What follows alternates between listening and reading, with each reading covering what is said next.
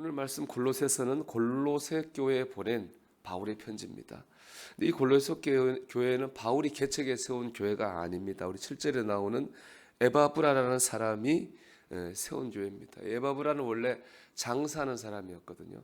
근데 이제 에베소에 장사차 갔다가 에베소에 전도하는 바울의 전도의 말씀을 듣고 감동을 받은 거예요.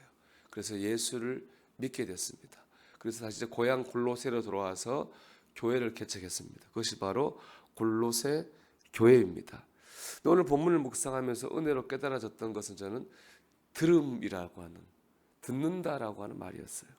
오늘 본문 3절을 보면은 바울은 골로새 교회를 위해 기도할 때마다 감사했다고 그랬습니다. 그러니까 골로새 교회 성도들을 생각하면은 먼저 감사 기도부터 나왔다는 거예요. 그 이유는 4절에 보면 나오는데요. 이는 그리스도 예수 안에서 너희의 믿음과 모든 성도에 대한 사랑을 들었으며, 그러니까 골로새 교회 성도들의 믿음을 생각하고 그들의 사랑을 생각할 때 감사 기도가 절로 나오는 거예요. 당시는 교회가 기틀을 잡기 전입니다. 교회마다 이단이 많고 거짓 교사가 많았습니다. 그것 때문에 교회가 믿음이 흔들리는 경우가 많았거든요. 근데 골로새 교회는 직접 복음을 들은 교회가 아님에도 불구하고 그런 이단이나 거짓 교사에 속지 아니하고 바른 믿음에 굳게 서 있었습니다. 근데 골로새라고 하는 동네는 가난한 동네예요. 교인들도 가난하죠. 그들은 가난했지만은 예수의 사랑으로 인해서 서로 사랑했어요. 그래서 골로새 교회는 사랑에 충만한 교회였습니다. 바울이 직접 세운 교회도 흔들리고 싸워가지고 문제가 생긴 일이 다반사였는데, 직접 세우지도 않은 골로새 교회가 굳은 믿음과 사랑으로 성장한다는 소식을 들은 바울이 기뻐할 수밖에 없었던 거예요. 감사할 수밖에 없는 거예요. 근데 5절을 보면은 골로새 교회 성도들이 참 바울을 기쁘게 하는 그런 소식을 바울이 듣고 기뻐했잖아요. 그런 소식을 전하게 된 이유는 바로 소망 때문이구나 하는 걸 알 수 있어요. 그리고 소망은 다른 게 아니라 말씀을 들었기 때문에 생겼습니다. 5절 말씀 보세요. 너를 위해 하늘에 쌓아둔 소망으로 말미암음이니 곧 너희가 전에 복음 진리의 말씀을 들은 것이라. 골로새 교회 성도들은 천국에 대한 소망이 있기 때문에 믿음이 흔들리지 않고 사랑이 충만했어요.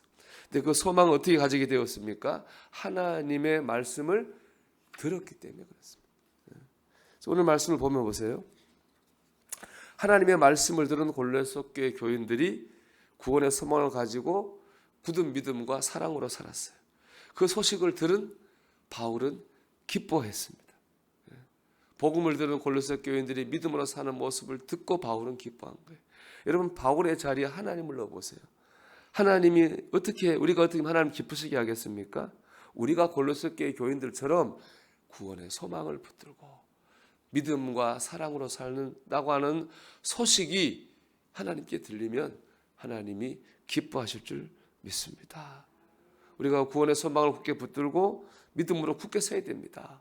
서로 사랑해야 됩니다. 그런 소식을 하나님께 들려드려야 됩니다.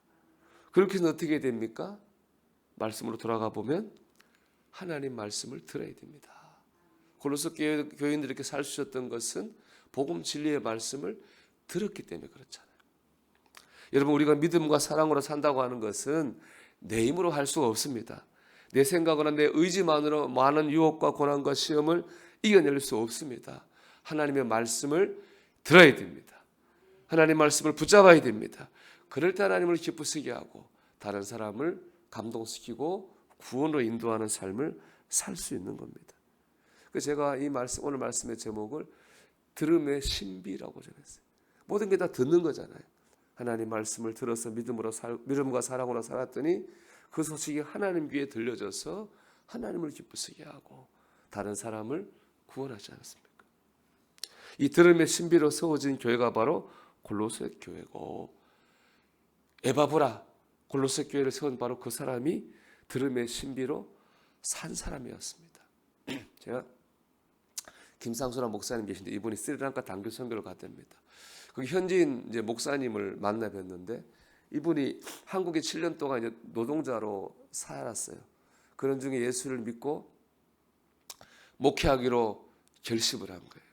그리고 자기가 7년 동안 한국에서 번 돈들은 가족과 친인척들에게 다 나누어주고 스리랑카에 교회를 세워서 목회를 하시는 거예요. 참 감동이 돼서 어떻게 이렇게 하셨냐 물었더니 이분이 이제 우리나라 일할 때 그 사장님께 감동을 받은 거예요. 그 사장님은 교회 장로님이셨는데 명절이 되면은 우리 근로자들을 다 집으로 초청해가지고 식사를 대접하고 사랑을 늘 행한 거예요. 그 사랑에 감동을 받아가지고 예수를 믿고 목회 길로 들어서게 된 거죠. 물었대요. 그 한국 목사님이 후회하지 않습니까? 그리고 스리랑카는 뭐 저도 가봤습니다. 불교 국가잖아요. 거기서 불교도 과격한 불교입니다. 거기 불교는. 그래서 후회하지 않냐 어려운데 전혀 후회하지 않는다는 그 일은 자기가 한국에서 경험했던 그 사장이 장로님의 그 모습 진실한 모습 있었기 때문에 조금도 후회하지 않는다라고 말했다고 그래요. 제가 그거 보면서 우리가 이제 스리랑카 갔을 때 참 감동을 준 분이 있어요. 라몬이라고 하는 현지인 여자 목사님 모습에 저 똑같은 감동을 받았던 그런 기억이 납니다.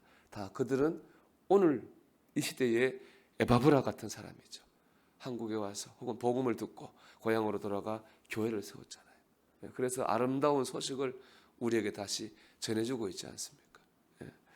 여러분 이 에바브라를 만든 사람은 또 바울이 그런 장로님은 바울 같은 분일 거고 그리고 이 모든 일을 시작하신 분은 하나님이고 이 모든 일이 이루어지는 에너지는 하나님의 말씀인 것입니다. 여러분 하나님의 말씀을 들으십시오.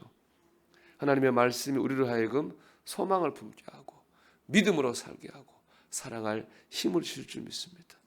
그럴 때 하나님이 우리를 보고 기뻐하시고 우리의 삶이 다른 사람에게 믿음으로 살아야 될 이유가 되는 역사가 일어나게 될 것입니다. 오늘도 이 믿음의 신비가 이 들음의 신비가 우리 안에 일어날 수 있게 되기를 주의 이름으로 축원합니다.